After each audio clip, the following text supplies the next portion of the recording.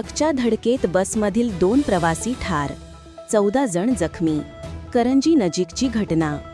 यवतमाळ वणी महामार्गावरील करंजी टोलटॅक्स प्लाझाजवळ गुरुवार रात्री सुमारे 8 वाजताच्या सुमारास भयंकर अपघात घडला.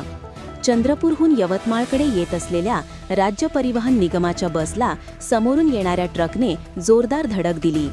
या अपघातात बसमधील 2 प्रवाशांचा जागीच मृत्यू झाला, तर 6 प्रवासी गंभीर आणि 8 प्रवासी हलक्या दुखापतीसह जखमी झाले. घटना समजताच नागरिकांनी जखमींना तातडीने बाहेर काढले व पांढरकवडा येथील सरकारी रुग्णालयात भरती केले. गंभीर जखमींना यवतमाळ शासकीय रुग्णालयात हलवण्यात आले.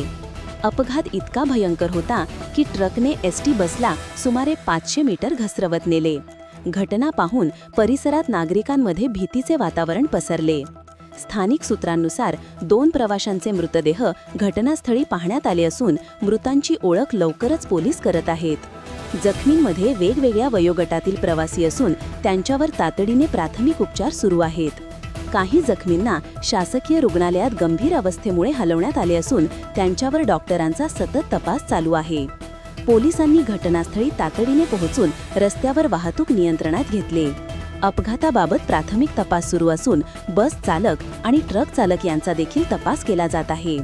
अपघाताचे कारण अद्याप निश्चित झालेली नाही, परंतु स्थानिक पोलिसांनी अंदाज व्यक्त केला की ट्रकची वेगमर्यादा आणि बस ट्रकच्या समोरासमोर येण्याची परिस्थिती या अपघातामागील संभाव्य कारणे असू शकतात.